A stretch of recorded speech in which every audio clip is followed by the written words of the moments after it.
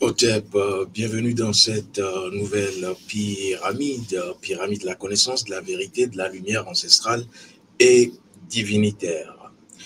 Asema sode tezeka fara da boneva num no bouton du clic point le tebote vaso matematia la bamade. Ah, je vous reçois dans cette pyramide avec ma signature initiatique mystique pour vous dire ainsi à quoi va que les forces ancestrales et divinitaires vous assistent et vous comblent de leur lumière. Je vais évoquer un sujet très rapidement de façon furtive avec vous. Il s'agit du troisième œil. Pourquoi? Parce que beaucoup d'Africains, beaucoup de consciences kémites qui sont des kémites qui sont à la quête de leur identité posent la question de savoir le troisième œil, comment l'ouvrir, le troisième œil, qu'est-ce qu'il peut nous permettre de faire. Alors, je vais être péremptoire, comme vous le savez, sans fioriture, je vais aller droit au but. La première question, puisque si vous arrivez à ouvrir votre troisième œil, vous pouvez lutter contre la sorcellerie, je vais vous la poser cette question. Est-ce que nous avons la même compréhension africaine de ce qu'on appelle le troisième œil? Parce que le troisième œil, en réalité, ce n'est pas une terminologie africaine. Alors, regardez dans vos traditions, dans nos traditions, sillonnez tous les peuples, on ne vous parlera pas de troisième œil lorsqu'on parlera de tradition africaine. Mais il y a quelque chose de très important qui est la source, qui est l'original, qui est l'authentique copie de ce qui va être appelé le troisième œil. Et puisqu'ici, je ne modifie rien, je vais vous amener à l'origine de ce qui est appelé aujourd'hui troisième œil et qui est repris par d'autres traditions. Alors, la première chose à savoir, est-ce que nous comprenons le troisième œil de façon africaine? Parce que si vous ne comprenez pas cette base, le reste sera faussé. Et donc, je le rappelle, je parle ici aux consciences qui veulent être dans la tradition non modifiée. Le troisième œil n'a pas la même signification dans notre paradigme kémite. Et c'est pour cela que je vais vous expliquer c'est quoi le troisième œil. Lorsque la tradition vous parle du troisième œil, on ne vous parle pas d'un œil qui est logé, comme on le dit, au niveau de votre front. On parle en réalité, lorsqu'on parle du troisième œil, de l'éveil et de la faculté de trois corps. Et ce sont ces trois corps-là qui constituent l'œil dont on parle, qui est le troisième œil. En réalité, c'est une façon de parler. Lorsqu'on dit « il a le troisième œil hein, », il a un sixième sens, en réalité, il s'agit de quoi? Il s'agit, c'est une figure de style hein, qui amène à comprendre que la personne arrive à recevoir des informations de ce que les autres reçoivent.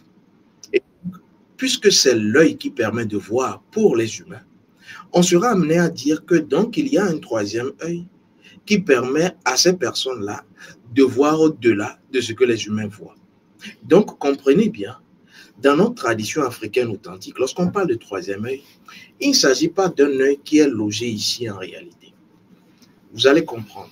Il s'agit de trois corps distincts qui vous permettent, lorsque les trois corps fonctionnent ensemble et sont en activité régulière suite à des pratiques que vous faites, ces trois corps en synergie, en symbiose, en symphonie, permettent de recevoir un flux de données, d'informations. Et on parlera ainsi d'intuition. D'ailleurs, la façon dont l'occidental perçoit l'intuition, cela n'a rien à voir avec la façon dont nous, Africains, nous comprenons et percevons l'intuition. Je vais déjà commencer par vous dire ce que sont ces trois corps. Parce que comme je vous l'ai dit, il ne s'agit pas d'un œil logé là.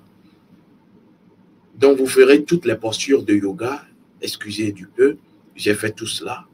Mais vous serez toujours, vous resterez sur votre soif et sur votre faim, quoi. Vous n'aurez pas satisfaction.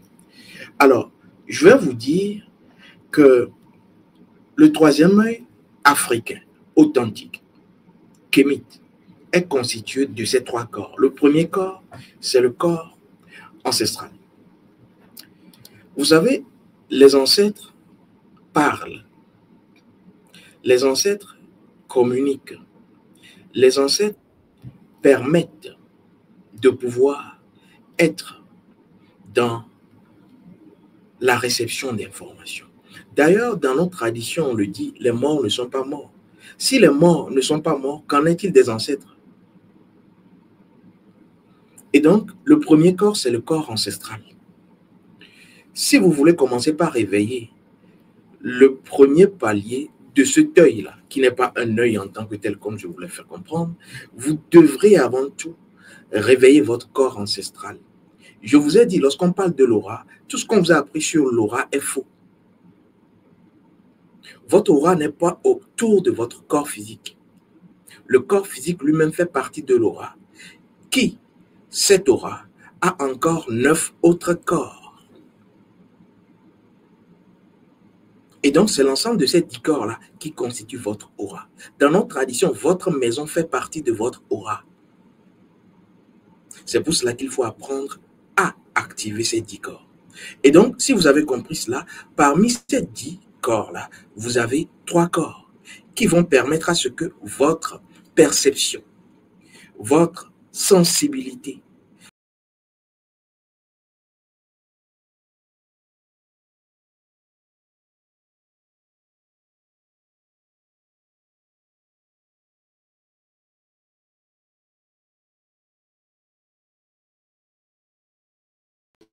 alors, la fameuse pause imposée par les forces invisibles.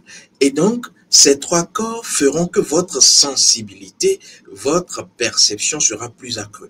En clair, élévation de conscience. Alors, qu'est-ce qu'il se passe? Le premier corps, qui est le corps ancestral, qui fait en réalité recours à vos ancêtres, doit être éveillé pour permettre à ce que ce premier palier vous permettre de recevoir des informations. Le deuxième corps, c'est le corps divinitaire. En réalité, nous sommes des courroies de transmission. L'être humain est le pont entre le visible et l'invisible. Mais beaucoup aujourd'hui n'utilisent pas ces facultés. C'est pour cela que les choses arrivent et beaucoup subissent. En réalité, l'univers, lorsque vous êtes en harmonie, en alignement, vous fait voir beaucoup de signes avant que les choses n'arrivent. Ça, c'est l'être humain véritable, initié. Et donc, le deuxième corps, qui fait partie du troisième œil, entre guillemets, c'est le corps divinitaire. Vous devrez savoir que vous êtes une expression divinitaire. Vous êtes un divin faisant l'expérience d'un humain pour traduire la divinité dans l'aspect matière et retourner à votre divinité première originelle. Et donc, les divinités, qu'elles soient individuelles ou familiales, sont obligées, souligné obligé de 3 traits, de vous fournir des informations. Ça peut être des flashs, ça peut être, je dirais, des visions. Et je rappelle que vous ne devrez jamais confondre dans notre tradition la vision à l'oracle. Je vois beaucoup de personnes qui ne sont pas en réalité des kémites, des Africains authentiques, initiés, parler d'oracle et faire cette confusion effroyable avec la vision. L'oracle, c'est autre chose. Pour consulter l'oracle, il ne s'agit pas de vision. Et donc, la deuxième grande, je dirais, partie dans ce troisième œil-là, c'est le corps divinitaire. Donc, les divinités de votre famille, vos divinités doivent permanemment vous donner des informations. Je prends le troisième palier, qui est la troisième partie, qui constitue le triangle de l'œil mystique. Vous avez compris, il ne s'agit pas d'un œil comme les 2 yeux, non. Il s'agit donc là de ce qu'on va appeler le corps défunt. Je vous ai dit que vous ne pouvez pas vous séparer de vos morts. En tout cas, vous pouvez les défier, mais finalement, ils gagneront parce que le mort a toujours gagné l'humain. Pourquoi? Parce que le mort, c'est celui qui a déjà fait ce que vous êtes en train de faire. Il a fait l'expérience de la terre. Le mort, c'est celui qui, après avoir fait l'expérience de la terre où vous êtes, est de l'autre côté. Donc, il gagne sur vous 2 fois. Et donc, étant lié à vous, on ne peut pas combattre les morts. Jamais. Le mort vous gagnera. Quid des ancêtres, j'en parle pas. Le mort vous gagnera toujours. Le mort vous gagnera. Et donc, le corps défunt fait partie de votre aura. Vous devrez commencer par savoir entretenir, activer et communiquer avec vos morts. Troisième partie de ce tout-là qu'on appelle le troisième œil, authentique. Donc, pour parler du troisième œil en tant qu'Africain, n'allez pas regarder entre vos 2 yeux. Vous allez vous perdre. J'ai vu beaucoup faire cela et finalement n'avoir rien comme résultat. Parce que nous ne sommes pas dans le même paradigme. C'est comme ceux qui vont dire qu'il faut utiliser le sang humain pour faire des cérémonies. Faire couler votre sang, vos menstrues pour faire des cérémonies. Nous ne sommes pas dans le même paradigme. Parce que ce sont des pratiques de sorcellerie. Et le sorcier aime cela quand vous faites comme lui. Parce que c'est un pacte inconscient. Il pourra avoir accès à votre énergie facilement. Et donc, les 3, je me résume, éléments fondamentaux qui permettent d'avoir le troisième œil ouvert. Maintenant, j'explique c'est quoi le troisième œil ouvert. Ce n'est pas ici. C'est la sensibilité, c'est la perception, c'est la compréhension, c'est l'intelligence naturelle. Vous avez une intelligence qui est au-delà de ce que les autres ont. Ça, c'est le troisième œil. Et on ne peut pas le localiser. Nous, Africains, on ne localise pas le troisième œil. Alors, quand je l'ai dit, je vais donc vous dire que les 3 éléments, donc, c'est le corps ancestral, le corps divinitaire et le corps défunt. Quand vous avez ces 3-là activés, le sorcier ne peut rien contre vous. Pourquoi? Parce que le sorcier a peur d'abord de l'ancêtre, celui qui est dans la lumière. Le sorcier a peur des divinités qui constituent elles-mêmes la lumière source, reçue d'Amon. Et le sorcier ne peut pas vous atteindre sans vos morts. Voilà pourquoi lorsque vous êtes en communication commune avec vos morts, le sorcier ne peut pas vous atteindre. Parce que pour vous atteindre, il a besoin de vos morts. Donc, regardez comment vous les avez enterrés. Regardez comment vous les avez négligés. Et pourquoi la sorcellerie fait partie de vos vies. Désert a encore parlé. Pourquoi? Parce que ces 3-là, quand ils sont en triangle symphonique, le sorcier, il ne peut rien. Et vous commencez maintenant à recevoir, parce que ces 3 sont là pour vous communiquer des informations. Rapidement, communiquer des données. Oui, et c'est ce qu'on va appeler l'intuition. Malheureusement, on ne parle pas de la même chose. Beaucoup ont bu, je dirais, le paradigme, la doxa occidentale, pensant qu'il s'agit de la vérité. Je vais vous permettre de comprendre quelque chose qui fasse que, quand il y a intuition, l'occidental et le kémite ne peuvent jamais avoir la même vision. Pour l'occidental, l'intuition, c'est un flot d'informations qui, en réalité, lui permet d'avoir la connaissance. Donc, un flot ou un flux d'informations qu'il reçoit sans être maître, sans connaître l'origine, la source. Et donc, je suis en train de penser à ce projet, paf, j'ai une intuition, j'ai une idée, j'ai une pensée. Pourquoi? Parce que tout cela s'appuie sur la connaissance. Bref, sur tout ce qu'on lui a appris jusque-là. L'intuition occidentale s'appuie sur la science, c'est-à-dire tout ce qu'on lui a appris jusque-là à l'école, tout ce qu'il connaît. C'est là l'erreur. Pourquoi? Parce que lorsque vous pensez intuition en termes de connaissance, vous serez toujours bloqué. C'est d'ailleurs ce pourquoi nous, Africains, Lorsqu'on a tellement bu tout ce qui est occidental, on perd notre intuition naturelle. On perd même les rêves. Regardez un peu autour de vous. Beaucoup de personnes qui, naturellement, avaient des aptitudes à avoir des flashs oniriques, à rêver des choses et elles se produisent.